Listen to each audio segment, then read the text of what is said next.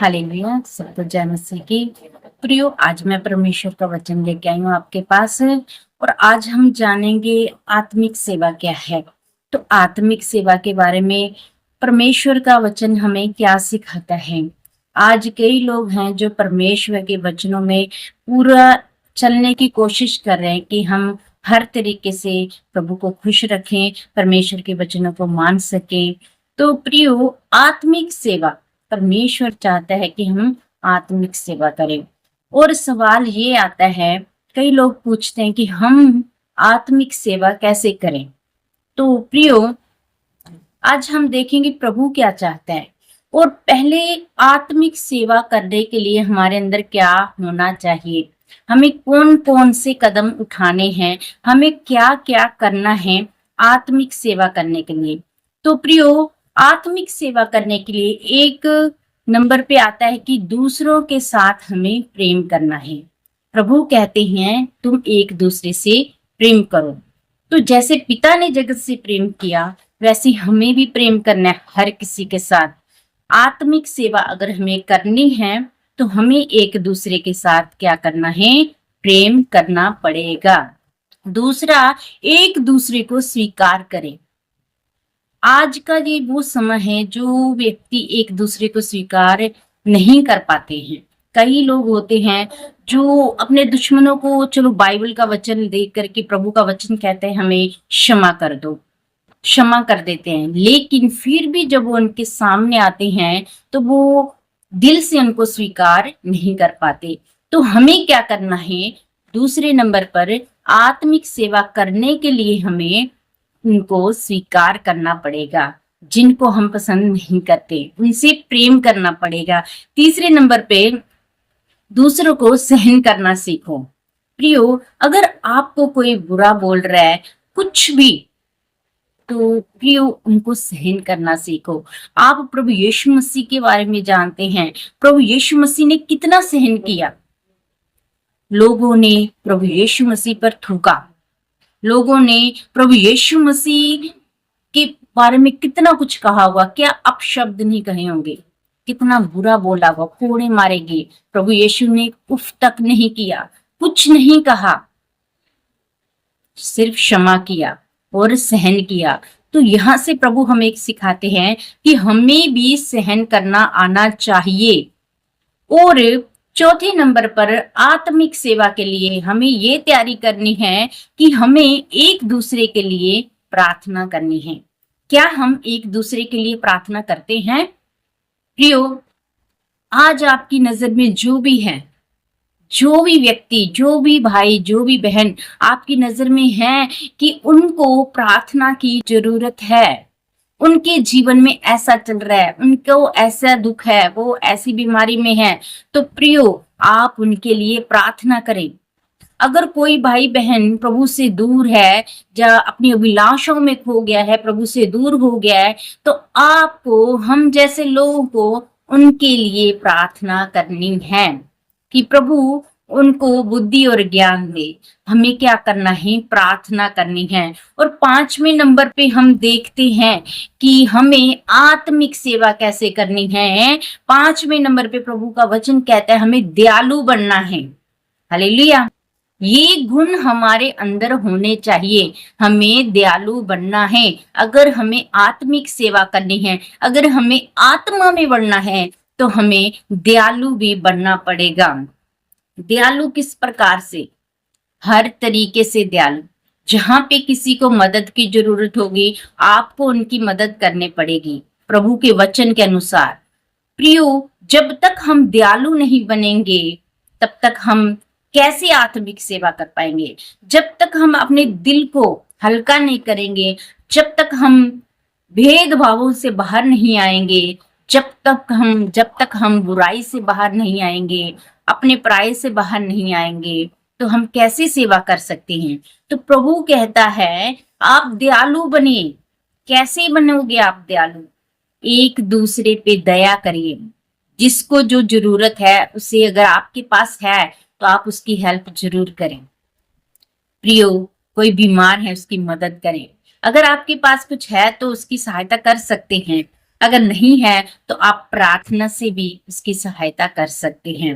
अगर हम 6वें नंबर पे जाएं तो हमें आत्मिक सेवा के लिए क्या करना पड़ेगा? हमें एक दूसरे की सेवा करनी पड़ेगी।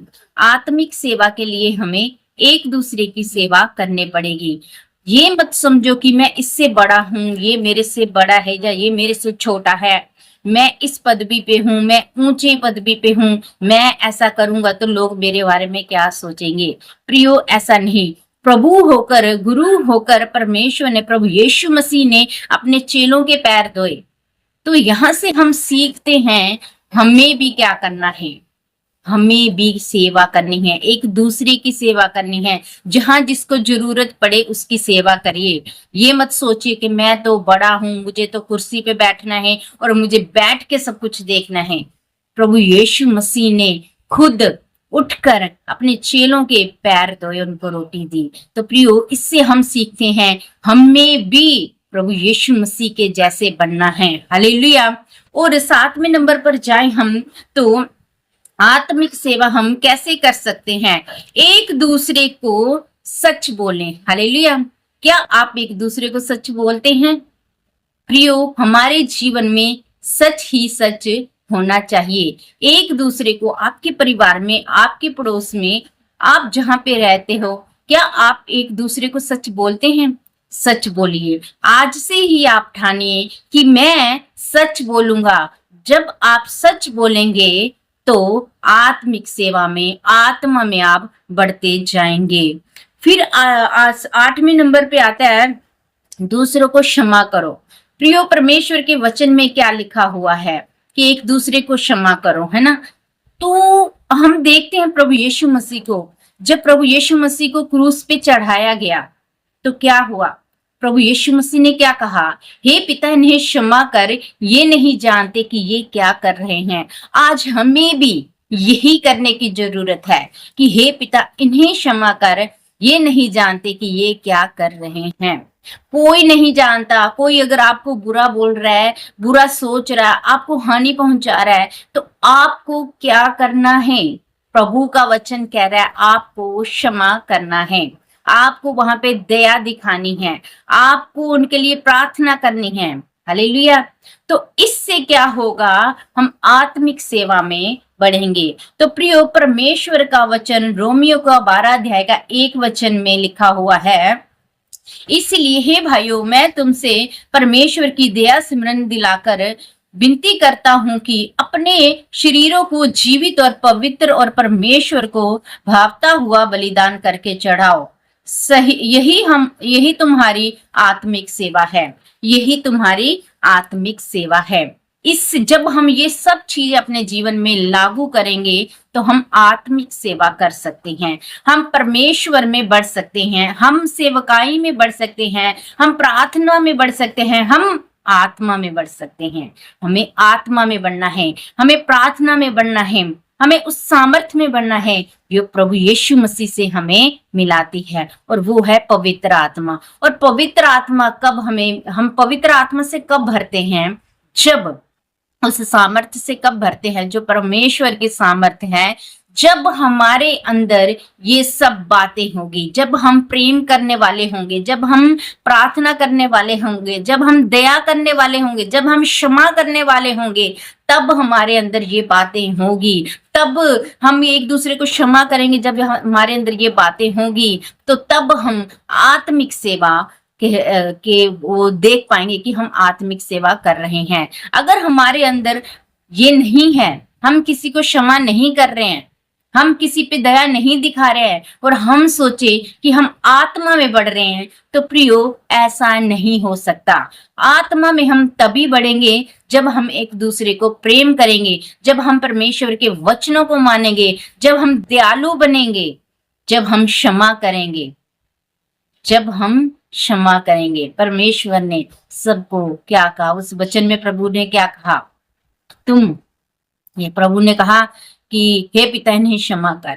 उसके बाद वचन में कहा, बाइबल में लिखा हुआ है, तुम एक दूसरे को क्षमा करो। तो हमें क्या करना है? क्षमा करना है, दया दिखानी है, और फिर परमेश्वर के वचनों में हमें बढ़ता जाना है। जब हम ये सब करेंगे तो आत्मा में बढ़ते जाएंगे, परमेश्वर की सेवकाई में बढ़ते जाएंगे।